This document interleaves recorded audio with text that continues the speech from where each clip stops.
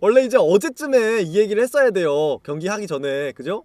그렇긴 한데 뭐 제가 어제는 쉬는 날이었으니까 어쩔 수 없고, 키움 히어로즈가 이미 한 경기를 가지고 갔어요. 근데 그래서 양팀 전력이 어땠는가, 늦었지만 지금이라도 이야기를 해봐야 되지 않나 싶은데 8승 7패 주고받았던 양팀입니다. 아니 근데 보면은 공격력도 두 팀이 비슷하고, 근데 이제 타격 WAR 같은 경우에는 키움이 좀 높아요. 근데 OPS가 지금 리그 전체에서 8등이었던 키움 히어로즈가 타격 WAR은 4등이거든요? 아무리 이제 세이버 매트릭스랑 클래식 지표 간의 차이가 있을 수는 있지만, 아니 이렇게까지 차이가 난다고 싶어서 좀 보니까 확실히 OPS에 비해서 생산성이 좋았던, 집중력이 좋은 팀이 키움이 아니었나, 요런 게 좀 확인이 되더라고요. 공격력, 집중력에 있어서는 키움이 좋았다. 근데 그게 오늘 1차전에서도 좀 드러났던 것 같아요. 반면에 KT 위즈 같은 경우에는 OPS도 7등, 타격 WAR도 7등, 그러면서 사실 타격 지표는 상당히 좀 하위권에 있는 요런 팀이었다라는 거가 이 지표만 가지고도 확인이 좀 되고요. 그리고 이제 마운드 같은 경우에는 KT 위즈가 더 좋았는데,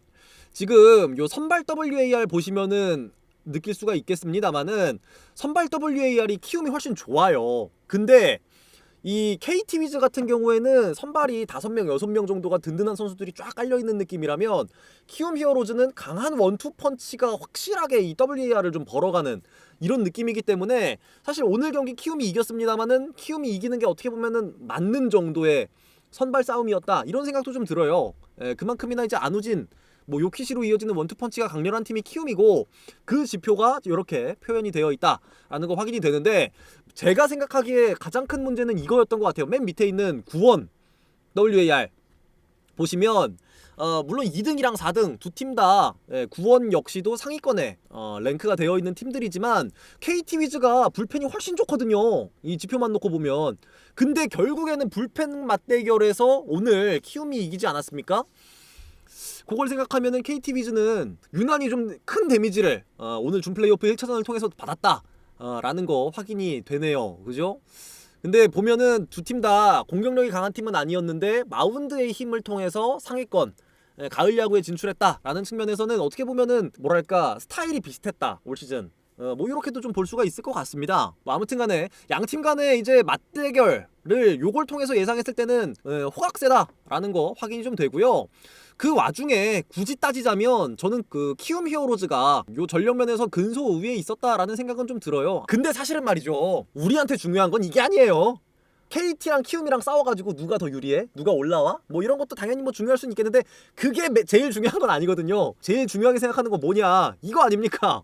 그래서 LG 트윈스랑 싸우면 어떤데?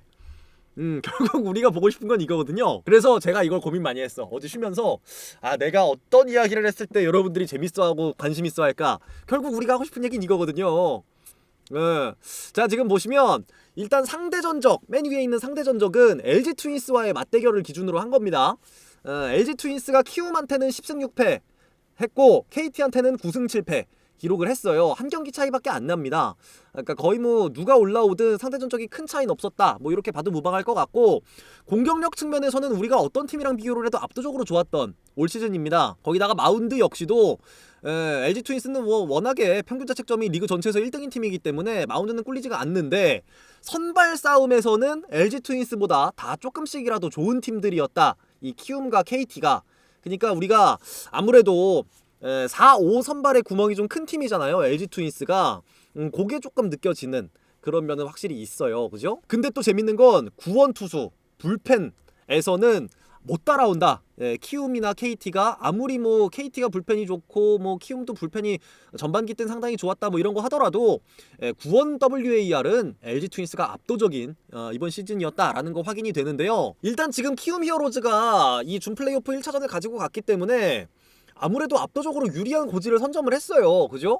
그러면 우리 입장에서는 키움 히어로즈가 올라온다라는 가정을 하고 지금 이 준 플레이오프 남은 경기들을 확인을 하게 될 것 같은데, 플레이오프 때 우려가 되는 부분은 이게 휴식기가 길었던 팀들 있잖아요. 보통 정규 시즌 딱 끝나고 좀 그 1등 내지는 2등을 했기 때문에 좀 길게 쉬다가 나오는 팀들, 이런 팀들이 실전 감각이 떨어지는 바람에 힘을 못 쓰고 갑자기 무기력하게 패배하는 이런 경우도 심심치 않게 나온단 말이에요.